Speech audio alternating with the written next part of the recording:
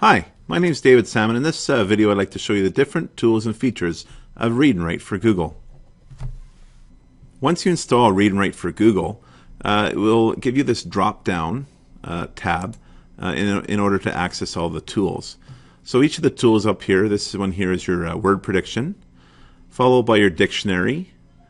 This is your picture dictionary, and these three here are for your text-to-speech. Here's a fact finder. In case you want to do some research, you can just highlight a certain word and it'll do some research on that word, or maybe a country or something like that. Here's your speech input. This would be for your speech to text. They also have a translator where you can actually translate from English to Spanish or French, and followed by all these different highlighter tools, which will show you some stuff that you can do later on with that.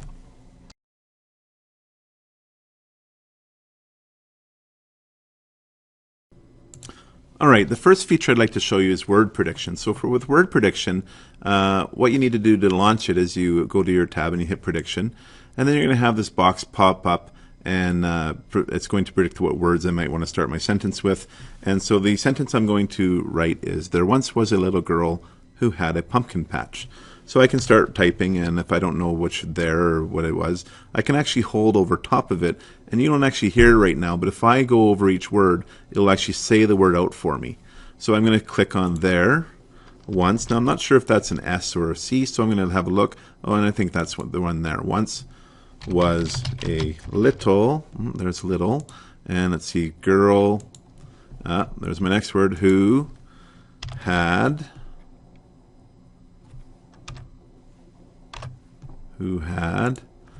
a, well, it doesn't have pumpkin, so I might have to see if I can spell some of it.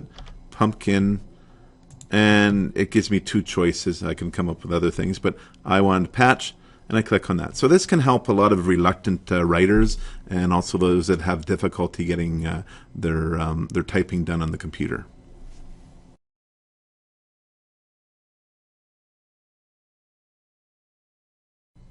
The next two features I'd like to show is the dictionary and the picture dictionary. This one here is the dictionary and the picture dictionary. So if I'm doing some research maybe on Peruvian food, and I don't really understand what some of the words are, or I wanted to just find out, I can just highlight the word, and then I can click on the dictionary. It'll actually come up with what foreign means. It gives me different adjectives and a pronoun, and I can do that. Or if I didn't know what flora was, I can click on it and it'll give me a definition of what flora as well. Now with picture dictionary, it's similar to that, but of course it gives you the images of what you're looking for. So if I go to my picture dictionary, I can click on, and it gives me pictures of pumpkins. Again, I can go to dictionary and tell me what a pumpkin is. In Canada, we seem to love our hockey, so I can go and find out what hockey is, or see a picture of hockey, and finally it gives you different pictures for science. And I can close them out.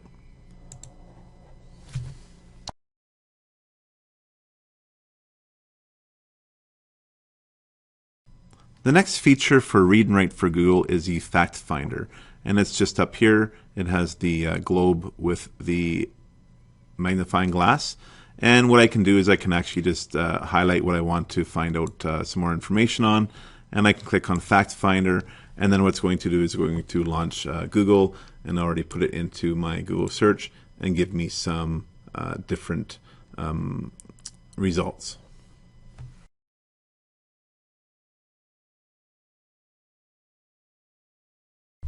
Two of my favorite features for Read and Write for Google is text-to-speech and speech-to-text.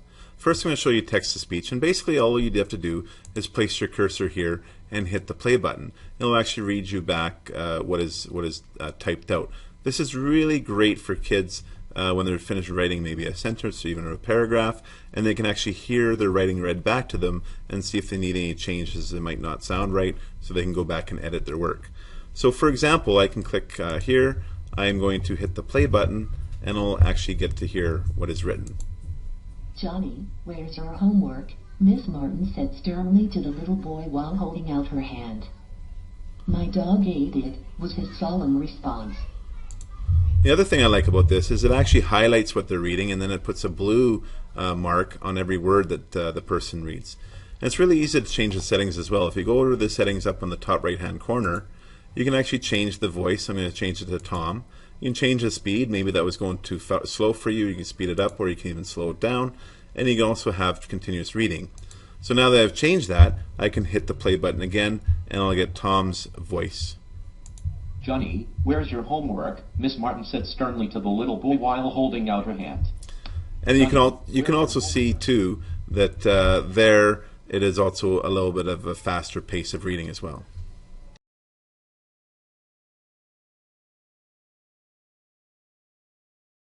So the next tool for Read and Write for Google is the speech to text. And basically what this allows students to do is click their cursor on where they want to type, but instead of typing they can just speak into their headset and it'll put their words into text for them. And how they do that is they go up here to the little headphone, and it says speech input, and they would click that, and when they're done recording what they want typed, they would hit it again, and then it will put their words here. This is really great for students if they want to tell their story on the fly and they want it typed for them, or also for students that might have already written their stories and maybe their writing booklets, and then they can just have it typed on their Google Doc for them. What I also have my students do is I actually have them just do one sentence at a time, unless they're doing their story on the fly, and then that way they can just edit that one sentence and then move on to the next sentence. So I'm going to do an example for you here. So I'm going to click on the headphones, and I need to start speaking. In India, there is a cool season, a hot season, and a rainy season. So now I've hit the record button again, and now I can just go in and I can change, do my editing, give it a capital. I'll take out this hyphen, comma, comma, and a period. And then I'll just go and record my next sentence. A tropical climate has hot temperatures, dry winters, and wet summers. And again, I hit my thing, and I can go edit it. So that's basically how you use speech to text. It's actually very accurate, as long as you tell your students not to race through what they're reading, and hopefully they'll enjoy that.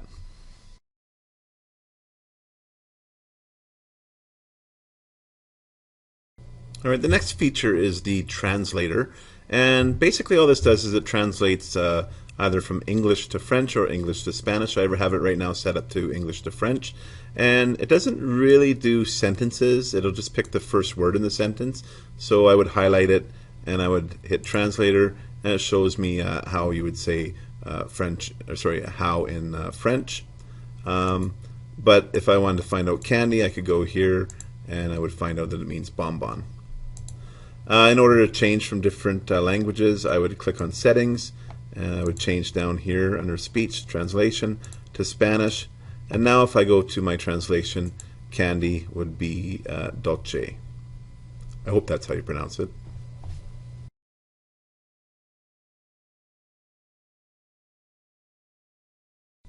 All right, the last two features I'm going to go over is a highlighting. Now, there's two different things you can do with highlighting. I can highlight things, and I can actually highlight them all, and then I can collect the highlights, and it's going to create a different Google Doc with all those things. It also references back to this document as well. And the other thing is I can also make what's called a vocabulary list. So first what I'm going to do is I'm going to collect highlights. So for example, I have this story, Jake Goes to Bat, and I want my students to highlight only the important information which explains what steps Jake goes through when he gets ready for going to bat. So here first he grabs his favorite bat, and I'm going to give it a blue highlight. It doesn't matter which color. Then he swings it twice to loosen up. I'm going to highlight it. Steps confidently into the batter's box. Then he puts the bat down and leans it against his legs. And then he hikes up his pants and tugs on both of his gloves. Anyways, I go through all these. If you accidentally highlight something, let's say I highlight this, I can always go back and go over it, and I can use the little broom here and delete that highlight. All right, so now he takes a hold of the bat. And I'll just do one more. He taps it into the dirt 3 times. So let's say I went through my whole story. Now what I can do is I can actually have it create a new document showing me the list of things that I highlighted, and it takes all the other stuff out. So it could be really good for a student studying on a certain topic and he just wants to get the important facts out. And so I click on this button. It asks me which ones do I want to collect. If I had different highlighted colors, I could choose them. And then I hit OK. And then over here you can see it says that it's creating a new document.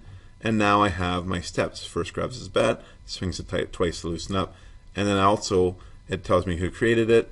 And I can also go back to the original document. It gives me a link here.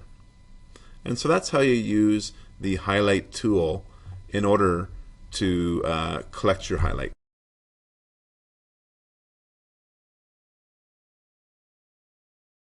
Alright, so the second thing you can do with highlighting, again, as I said earlier, is you can actually make a vocabulary list. So again, I said I can erase these highlights if I just go over them. I can go over the whole thing here, and I can hit the little broom button and it'll clear the highlights out. And let's say, for example, I wanted to just come up with a vocabulary list for my students. So let's say if I wanted baseball, I can give that a highlight. Let's go with yellow, or sorry, green this time. Let's say I want to find out what loosen is. Again, I'll give that a green highlight. Let's say maybe tugs. Stairs. And let's pick one more. Maybe a dugout. Maybe we see what comes up with a dugout. So once I select all my things, I can actually just, I've got my, my 5 words written here. And then I'm going to hit this vocabulary button. And again, it's going to create a Google document for me. You see here, it's going to create a document. And then what's going to do is actually going to give, pull up these words. It's going to give a picture of it and also a definition, and it also gives a little section for the students so they can actually put their notes. As you can see, it takes a while sometimes. So here we have baseball, a game played with 2 teams with a bat and a ball, and it gives me a couple symbols, and then it gives me a little section where I can write some notes. Here's a dugout. Obviously, it's showing a canoe for the pitcher, but it also talks about a dugout in a baseball diamond. Here's a picture of loosen, stairs, tugs, and it shows obviously somebody tugging down on something, and also shows a tugboat. Well, there you have it. Those are all the tools and features of Read and Write for Google. I hope you enjoyed this video, and I hope that you'll have a chance to play around with some of these features. And more importantly, I'm hoping that your students will embrace Read and Write for Google as much as my students have. I know it certainly helped them with their reading and writing. Thank you.